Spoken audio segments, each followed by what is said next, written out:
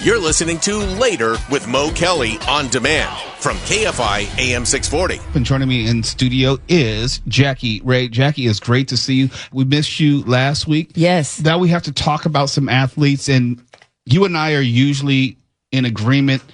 Athletes should have a space to be able to talk about things other than sports or their sport. Absolutely.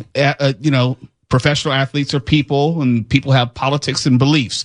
But here's the caveat. Some of these guys are just idiots, just straight up idiots. I got two idiots for you, Jackie Ray. Oh, no. And I want to see what you can gather from their idiocy. First is Miami Heat guard Tyler Hero. Okay. And he can ball. Don't get me wrong.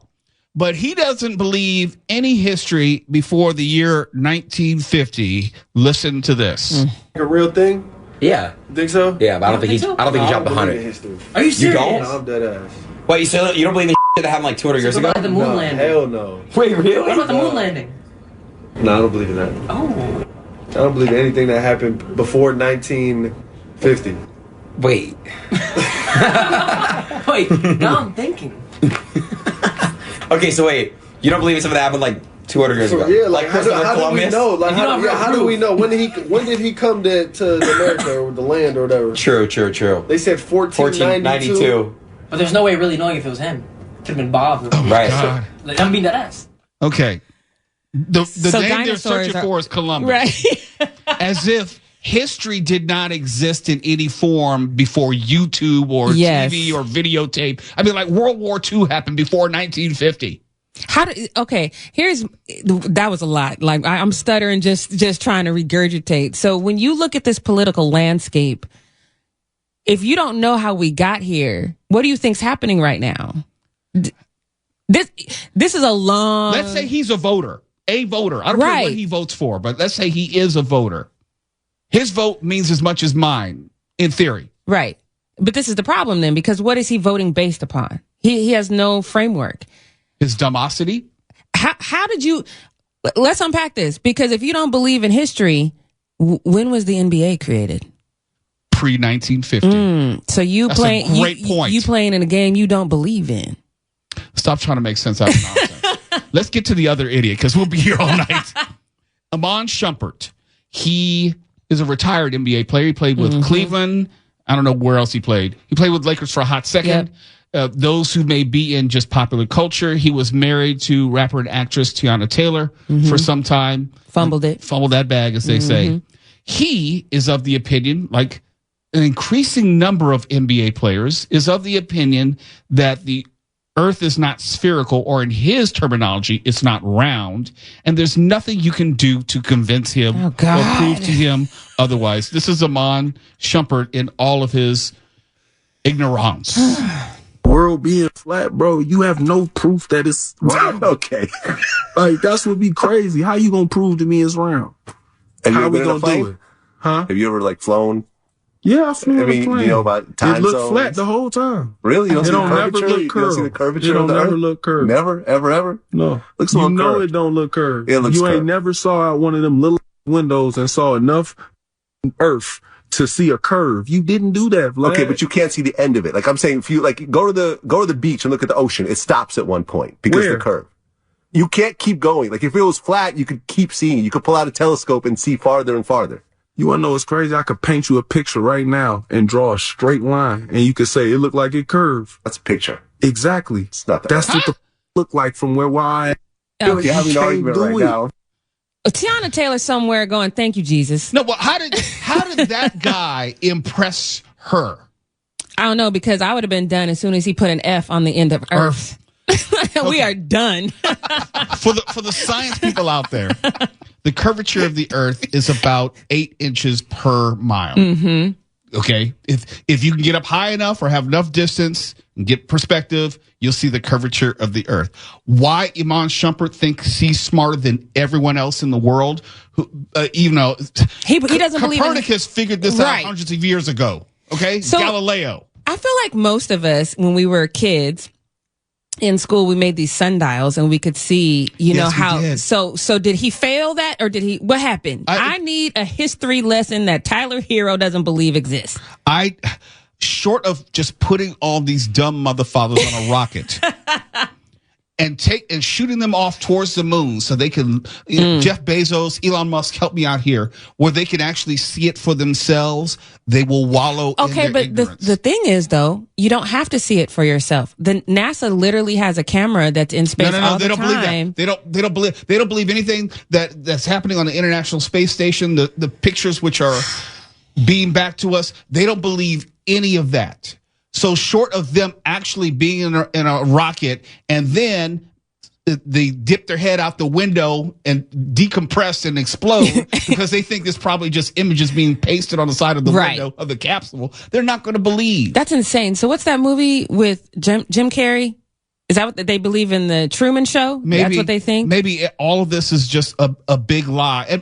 But that is part and parcel. Here's the serious point of our nation today, because we believe that everything is some sort of plot to deceive us and control us, and everything which is told to us is actually a lie, and we can't believe reality. We can't believe history. We can't believe whatever we see in the news today, because fake news. Listen, it's not real. What you're seeing is not real. Okay, I invented that. But that's where we are. And it's interesting though, is because I have people that, you know, not that I'm related to or I know personally, but that I've been in acquaintance with, who I would consider really intelligent and insightful, but very religious at the same time. And I've sat down with them and I've had conversation, and randomly, I like museums. And so anytime there's a new dinosaur thing, I love dinosaurs. I know where this is going. Yeah, you know where this is going. They don't believe that dinosaurs existed because dinosaurs are not in the Bible. Right. And according to the Bible, the earth is only so many thousands of years old. Right. And so that way, when people are saying, you know, millions, so for them, nothing predates the Bible. And so therefore dinosaurs don't exist. And the bones that are in the museum are absolutely fake and fabricated. To what end though? And that's always my question. How are you deceiving the people? Except for to say at some point we want somebody to make too many series of Jurassic Park. Aside from that, what would be the purpose of the lie? The same with what would be the purpose of deceiving all civilization, not just in the United States, but all civilization, to convince them that the world is flat, even though scientifically there's so many holes in that. So many. I mean, you know. And what's the upside of it? And when is someone going to find the edge of the disc? Because listen, I used to tell, now this person was a friend, but no longer. Probably not now. But I used to tell him, I was like, listen, I know for a fact the earth is not flat, because if it was, do you know how many people I would kick off the side of it? Oh, no. I could make a really inappropriate joke about certain news going on today. Listen. But there'll be a way in which people would be removed from this country if there was an edge. Not going to call it an edge. Earth. Okay? Earth might be flat, but Earth is not. Excuse me. Fake news. Jamie Foxx. That was Jamie Foxx. When we come back, we got some more athletes to talk about and what they've done, what they said. Antonio Brown, he's in the news for two things. One, he's in the news for attempted murder charges. Again. And he said that he slept with Governor Newsom's wife. Same story. And also Clayton Kershaw, what he had on his hat on Pride Night. He had a Bible verse on Pride Night, and people are trying to talk about the Bible and Christian beliefs. People are trying to read into the message he was trying to share. We're going to talk about that when we come back. KFI AM 640 is going Beyond the Box Score with Jackie Ray. We're live everywhere on YouTube and the iHeartRadio app. You can tune in. You can look at Jackie Ray and her wonderful looking self. You can see what she looks like. You're listening to Later with Mo Kelly on demand from KFI AM 640. KFI AM 640 is Later with Mo Kelly. We're live on YouTube and the iHeartRadio app. Tune in at Mr. Mo Kelly on YouTube. Make sure that you like and subscribe, okay? We got some great things coming, and it's easier if you like and subscribe. You know, we love to give away stuff. There's a hint for you. We're still going Beyond the Box Score with Jackie Ray. Jackie Ray, we talked about the dumbness of Tyler Hero, the dumbness of Iman Shumpert, NBA. Now, this we need to talk about, I will say, the views in Major League Baseball and football, if you will. It's kind of politics for both of them. Let's start with Clayton Kershaw.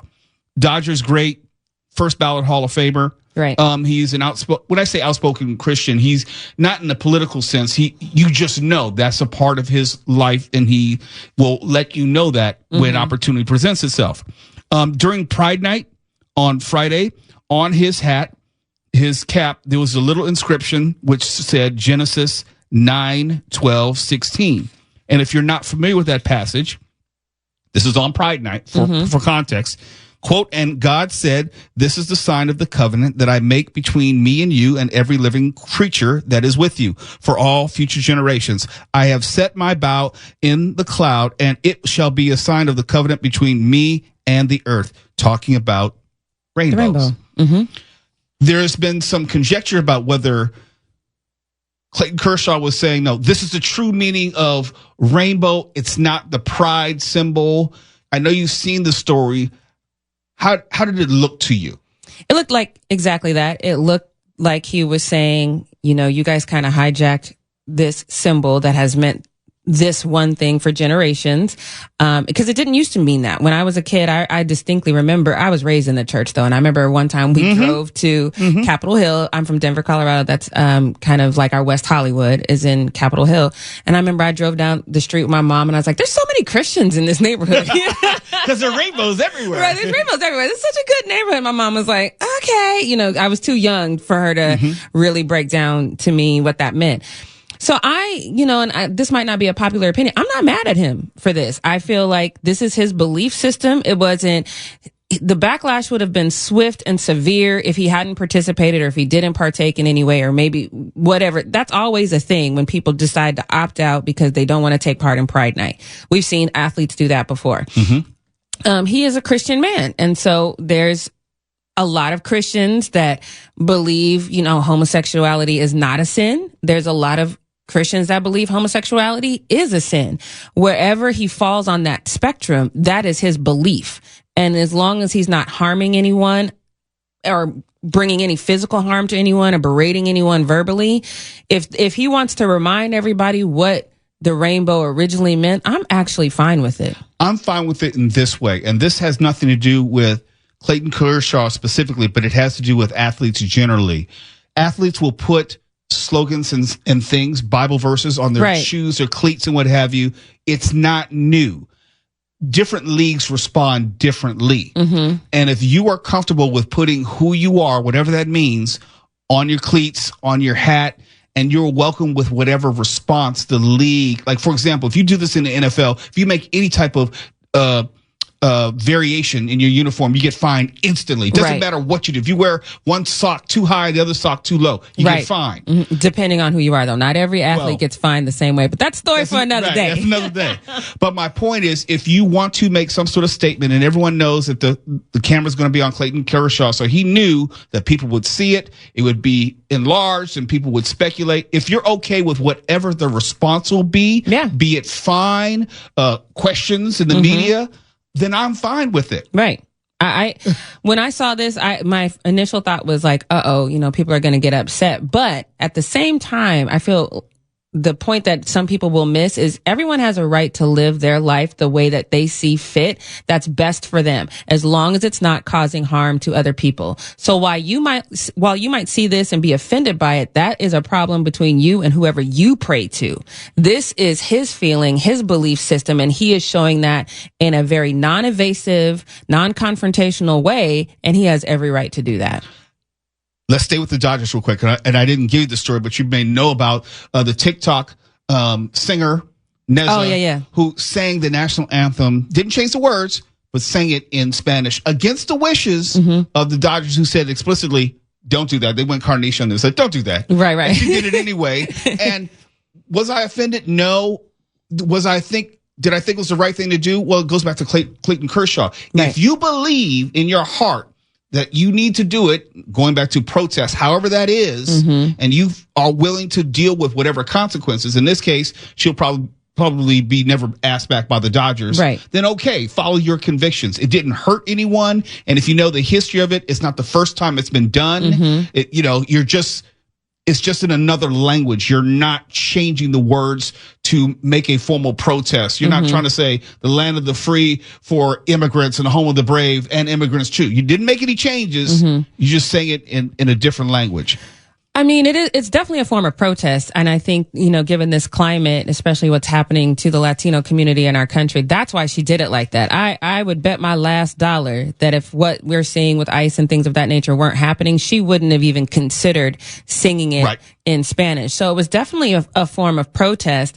And look, that's the time that we're in. People are the way that people protest. Not everybody's going to go out into the street and risk getting a rubber bullet in the thigh. Mark Ronner. Right. Mark, you got a rubber bullet in the thigh? Got more than one. All over the place. Good googly. So not everybody wants to be Mark Ronner. No, safety first. Safety first, because I know that left a welt or two. Yeah, it did. I don't bruise, and those gave me massive bruises. Yeah, so they're terrible. Not Mark, recommended. Next time, just sing a song in Spanish. No welts. He can't sing. No, great plan. That's my plan. Nobody said he had to be on key. He wouldn't be the first person that sung that national anthem off key. Very quickly before we go, Antonio Brown, I want to call him a former NFL player at this point. I don't think anyone's going to sign him. I don't know if he's trolling, but he was a prominent Trump supporter. I don't know if he's trolling because I don't think he's he voted. That's what I'm saying. I can't take him seriously with most things that he say, but now he's wanted for attempted murder. A warrant has been issued for the arrest of Antonio Brown with the shooting that took place in Miami last month. But that's not even the main part of the story, because in the story, as he was proclaiming his innocence, at the same time, he also said, and I'm trying to keep it as PG as possible, said that. Take a second. Well, let me just quote him. He said, "Quote: I had sex with your wife, Gavin," as in Gavin Newsom. I don't know. Stop laughing, Mark, because I'm trying to keep a straight face. Listen. This is serious. Regroup, please. There's no evidence that's been presented that there's actually a connection between them. I do believe that there's something emotionally wrong with Antonio Brown. He took that big hit. Anybody who's been following football, there was that moment in time when he was in Pittsburgh, he came over the middle and ever since then, I've been saying this, that he did not, the NFL is horrible in my opinion when it comes to concussion protocol, especially given what they know about CTE, which can't be diagnosed until after you pass away. But the amount of time that they leave people in concussion protocol doesn't make sense to me. It's not really when we know for sure you're healed. It's when we need you back kind of thing. And so he's been out here playing with some mental stress, so much so that we know Tom Brady moved him into his house, which I wouldn't have done that. Like, I'm a very nice person, but he's got enough money where he can just pay him a hotel room. Yeah, and I'm gonna get you servants and like a medical professional to be in there, a mental health care professional and all that. So, as far as him attempting to off somebody, I don't know. I have to see the video because it said he was in a fight with several people. Right. And so for me, if it's one-on-one, cool. Depending on how I'm doing with you, if somebody else jumps in, cool. Yeah, but I don't care about attempted murder. Tell me about the governor's wife. I think the governor's wife is sitting at home and saying... There's a phrase we call catching a stray, where you're not doing anything, and all of a sudden you're in a situation through no fault of your own. The governor's wife caught a stray because I'm quite sure her communications person said, ma'am, we have to talk to you about an Antonio Brown story. Did you have sex with a black football player at any time? She's like, first of all, I only have sex with people who comb their hair on a regular basis. Ooh. Too far. My bad. Is that too much? Time to go, Jackie Ray. You're listening to Later with Mo Kelly on demand from KFI AM 640. It's Later with Mo Kelly. We're live on YouTube and the iHeartRadio app tonight. And I have to say, if you haven't been following closely, this is a really, really good start to the summer box office season for movie theaters. You have movies either performing as expected, overperforming across genres, from children's to coming of age to sci-fi, fantasy, action, all the movies which are expected to do well in this summer movie season thus far have performed very well. The latest being How to Train Your Dragon. And this is a live action version. And if you look at what Disney's doing with live action, which have not been very successful compared to their animated predecessors, you have this, from Universal Pictures, How to Train Your Dragon live action, and it is doing gangbusters. It brought in 84 million domestically and 197 million worldwide. That is a hell of a return on investment for just the first week. And these movies probably will stay in theaters much longer. Like, for example, a Minecraft movie is still in theaters, not making much money now, but it's been in theaters for 11 weeks. That's important for theaters. It's still in theaters, and it hits on the Warner Brothers app on Friday. There so you go. They're keeping it in theaters right up until it's on the HBO Max app. Sinners, in its 10th week, in its 9th week, came in 10th place. So that's another movie which has overperformed, still in theaters, only in like 951 theaters now, but still, that is an option for theater goers. You have Lilo and Stitch came in second this week with 15 million, and its total so far is 858 million worldwide. That was fast. In 4 weeks. It's, That's fast. And yeah, it is. Look, it was just bumped out of number one. It was number one for 3 weeks. So it's going to hit $1 billion. It's on track to hit $1 billion. You have, The Materialist coming in third. I'm not too much into rom-coms, but it's performing well with 12 million, 15 million worldwide. I can't imagine the budget on that being all that much. You have Mission Impossible, The Final Reckoning, which came in fourth this week. It's now to $500 million. It's not leaving theaters anytime soon, and this is its fourth week. Ballerina fell off a bit, but there are other, quality movies which pushed it down to fifth from second. It is now at 92 million worldwide. So for a John Wick spinoff, which is going to break at least 125 million, I'm quite sure that exceeds expectations for that. And that means that the universe is still pretty darn healthy. Yeah, I mean, this is a really, really, Karate Kid Legends came in sixth. It is now at 90 million. So it should break the 100 million barrier. That's what you want. I mean, and these movies will stay in theaters for a while, or at least we get closer to July when you have other tentpole movies coming out. And July is going out of control. July with both Fantastic Four and Superman, it's forget about the box office for the rest of the summer. Yeah, and they will be in theaters for at least 8 weeks each, most likely, unless one were to horrendously bomb, which I just don't see that happening. I don't see that. So far, the reviews are positive on both. Of course, you've got those diehard Snyderverse psychos who swear that if they start releasing spoilers or they buy up tickets and don't show up, it'll show the studios that the Snyderverse is the only verse and that they'll reinstate Zack Snyder immediately. Zack Snyder had his opportunity. He had his time. Now, do I wish they had an actual Superman 2, Man of Steel Part 2 as opposed to Batman versus Superman?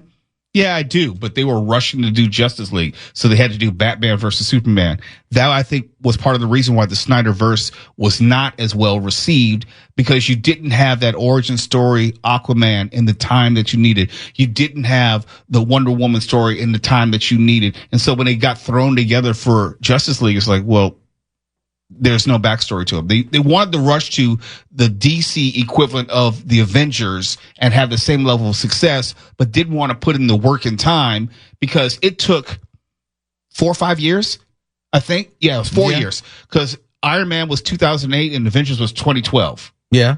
Also, the Snyderverse films were bad. There's also that. That's a big, that's a minor big factor. detail. That's matters. A minor detail, I know, but those are not good movies. So there's that. Well, it was a real bold move to go dark with Superman. Okay.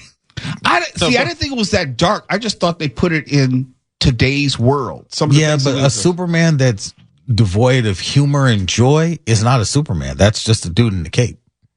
It's not Superman. Superman is fun. He's joyous. He brings hope. He's not,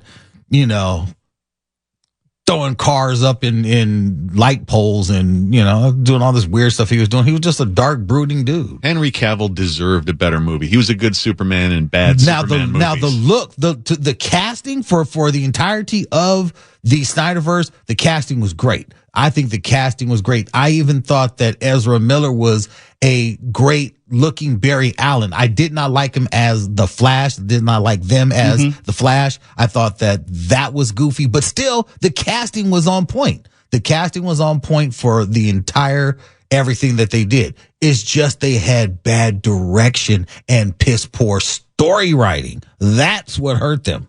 The comparisons will be made come this July. When we come back, we have your horoscope for the week. It's Later with Mo Kelly. We're live on YouTube. Come join us in Motown. The Mo Migos are hanging out. You're listening to Later with Mo Kelly on demand from KFI AM 640. KFI AM 640 is Later with Mo Kelly. Let's get to your horoscope and let's see what the stars have to say. Aries, this week presents a chance to strengthen leadership qualities while learning to temper impulsive actions. Your career is highlighted and you may receive a sudden opportunity or recognition. However, be cautious with your words, especially around colleagues. Think twice before sending emails or texts in anger. I think everyone should make a note of that, including me. Your lucky color is crimson. Your lucky number is 8. Taurus, the need for emotional security may dominate your thoughts this week. Personal relationships can blossom if you open up, but financial caution is advised. Avoid lending money unless absolutely necessary. And I have a rule. I don't lend money. I just assume it's not coming back. So let's not even play that game. If I have it to give it, I'll give it. But I'm not going to do the lending thing, because when I lend you money and I see you with a new car, we're going to have a problem. Here's a tip. Ground yourself by spending time in nature or working with plants. Your lucky color, emerald green. Your lucky number is 5. Gemini, so this is for Mark, the long-suffering one, and my sister, the long-suffering one, and my sister again. Happy birthday today. Gemini, you are in your element this week. Communications are favored, and your charm will win people over. As always. Don't push it. Keep going. It's an excellent time to initiate conversations you've been avoiding. Uh-oh. That might be right, Mark. Travel related to work may also bring unexpected results. Here's a tip. Make a clear to-do list to avoid mental overload. Your lucky color, sky blue. Lucky number, 3, for whatever that's worth. Okay. Cancer, Stefan, this is all you. This week may bring you emotional waves, especially related to past experiences or family matters. Reflection will help, but do not isolate yourself.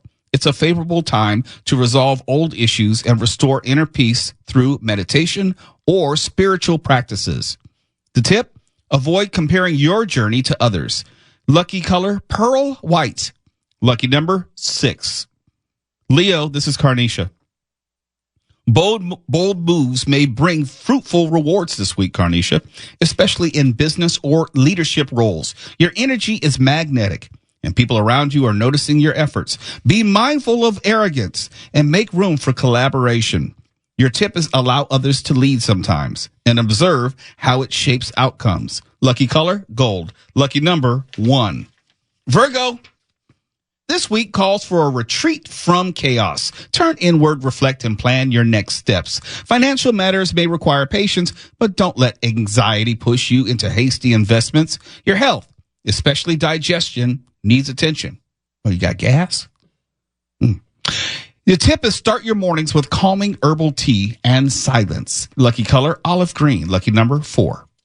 Libra, a socially vibrant week awaits you. Expect invitations, reunions, and opportunities to expand your network. Love life, it looks promising, especially for those already in committed relationships. But avoid overindulgence, especially in spending. Your tip is stay hydrated and keep a check on sugar intake. Lucky color, rose pink. Lucky number, 9. Twala, let's go. I got semi-good news for you. Transformation is in the air. You may feel the urge to reinvent your approach toward personal goals. Allow yourself to release past grudges and embrace a more peaceful mindset. Don't pop your trunk. Financial recovery is possible through consistent effort. Here's the tip. Trust your gut, but confirm facts before taking big decisions. Your lucky color, maroon. Lucky number, 7. Maroon. It should have been 5. Never mind. Sagittarius is me. Steph is not even paying attention. That was worth a rim shot. Has no idea what joke I made. Be honest, I actually didn't. I heard it, but I didn't get it. Yeah, sure you did. Sure you did. A little Steph. Okay, Sagittarius. A powerful week for higher learning and introspection awaits me. I might feel inclined to pursue a course, read spiritual texts, or plan international travel. That's true. I am leaving. I am leaving the country. Yes. We'll see if Trump lets me back in.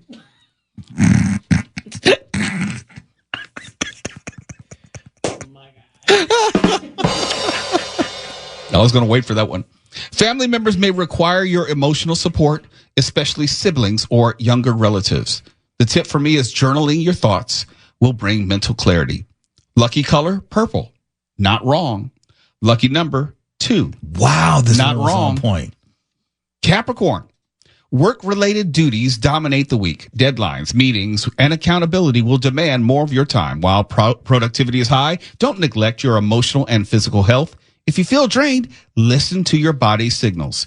Incorporate protein-rich meals and avoid late-night screen exposure.